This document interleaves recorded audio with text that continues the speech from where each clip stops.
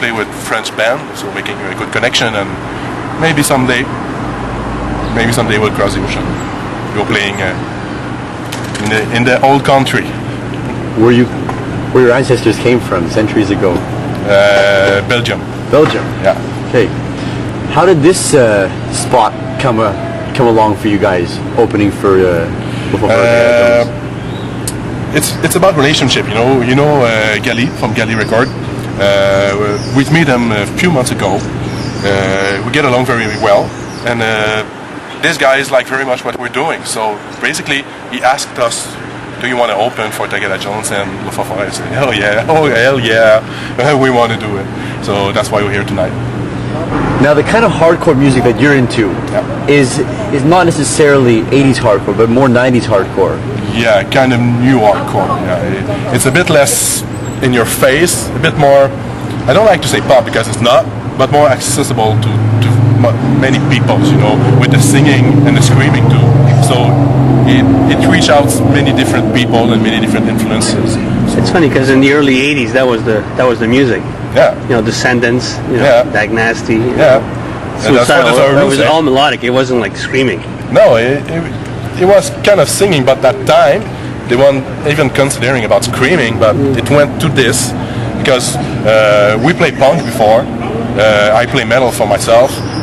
Bands play metal too. So we kind of getting along with some music, and we started with punk, and we moved on and progress, and everything that goes is doing what we're doing now. Now, Saint-Jean-sur-Richelieu. Yeah. This is where you're from. Yeah, it's all down. How do you find, I guess, the hardcore metal scene, punk scene over there? It's a huge scene. For myself, I play drums for 18 years now. I was among the first very few guys who popped up out of the scene of Saint-Jean, and among the way we meet new people, younger kids who followed us, who came across and do bigger bands than we actually do. So we know about every musician in Saint-Jean. There's about 40 bands, so there's a lot of people, there's a lot of ways to do music, there's a lot of resources for the kids to play music. There's locals, there are music stores, it's everything for the kids to go, to play and have fun.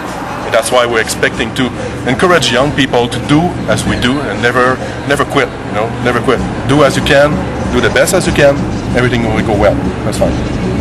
Who are some of the publications and people who have been the nicest to you as you've been developing your band? First of all, I must say Jesse Fish, who's the president of Slam Disc, who's the guy who believed in us in first place, who said, "Hey guys, you're doing some good stuff. Switch in French. We're gonna take about it later." Because he's obviously a French band promoter and disc record, so you want us to do it in French and say, "When you're gonna be ready, I'll believe in you. I'll put the money in you. I'll do what it takes to put you where you belong." So Jesse was the big influence in our side. Believe in us, still believe in us, still helping us, and Slam Disc and everyone who's work at Slam Disc very helping us. That's very fun. That's awesome. Yeah. How do you balance a band like OK Volca, 50 shows a year, practice a lot, I can imagine, yeah, and with the real work. job? Yeah, because we all have families, we all have day jobs, so it's not very obvious, All the Sunday nights are strictly reserved for band playing and everything, and we do shows on Friday, maybe Thursday, Friday, Saturday, even Sunday as we do today, but it was rough. I can't say it was easy because 50 shows is a lot of show, but we do it. If we have to do it, we'll do it again. We never regret anything that we've done. We've done great show. We've done more great show, and tonight is going to be one of them. So it's really awesome. Yeah. What do you find are some of the best tools for a band to promote themselves? Actually, MySpace did a very good job for us, but we did the job of MySpace. MySpace didn't did the job by itself. So when we do promotion, we have a certain amount of friends, like 4,000 or something like that, and we split up in 5 and say, "Guys, you got from page 1 to page 25 or page 30. You contact each and every friend that we've got. You tell them by their name. You tell them, come and see a show, come and see our new video, come and see everything that we got on the MySpace page." That's very good because in the past, if you meet someone and you make contact, you have to get some phone numbers or email address. That's good, that's pretty good, but sometimes it gets lost. Now, by MySpace, you say, come and give me a message by MySpace. It's always direct. We answer you, every one of each people who come and talk to us, we're gonna get an answer, and that's a pretty big promoting tool. So, turning to music. Yeah, turning to music is the best way, I think, to find your way in life. Find your way. You find something you can rely on, and you see that people are working hard to do what they're doing. So that's a good example, I think.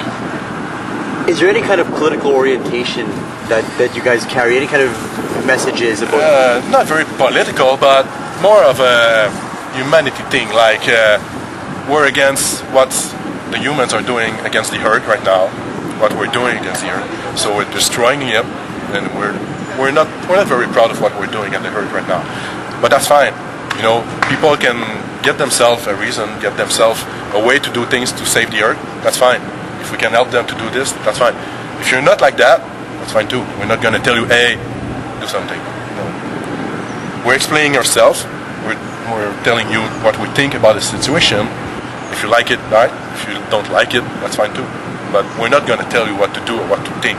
We're just exposing ourselves at what we think is good, what we think is not good.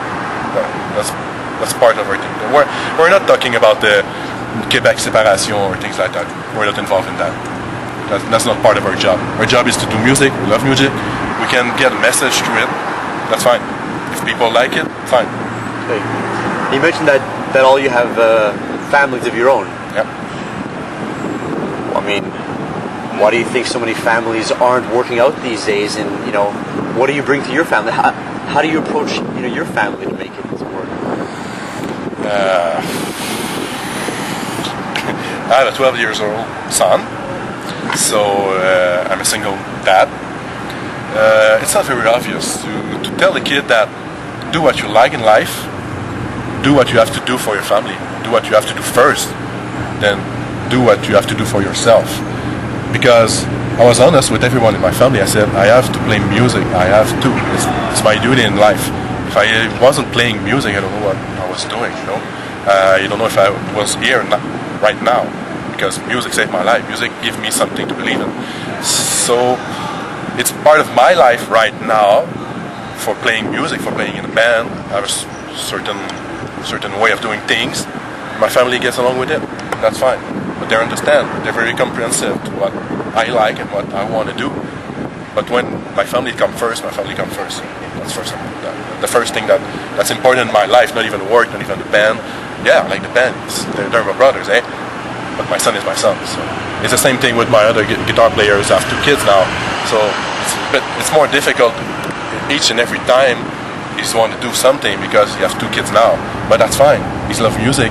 His family understand that. That's the way we do it. It's beautiful. To finish off, are there any bands or friends other than, I guess, Slam Disc who you'd like to thank or promote, give a little plug? Two bands right now. Les Écorchés. If you haven't heard of Les Écorchés, it's a member of old bands that were in Quebec, very obvious. It's the drummer of Voivod and the singer of Barf. So 2 very good people. We play about 10 shows with the guys. Sweet guys, very sweet guys. We have wonderful moments, wonderful memories about the way we play with these guys. And see, these guys, you say Voivod's drummer playing a world tour in '83. You know that? '83. I was 9 years old, But the guy is still grounded, and he's still very funny. He's still alive. He's still enjoying playing in the scene, and that's very pleasant to see that this guy doesn't lost what he wants best. So he want to play music first time. And the second band, maybe Gullinatics, whose our last show is in about a month. We play with them too, very good guys. One of the band member, the guitarist, play with Écorché too, so that's why we know the band. We play with these 2 guys a few shows. We get along very well, and come and get their music. They're very good.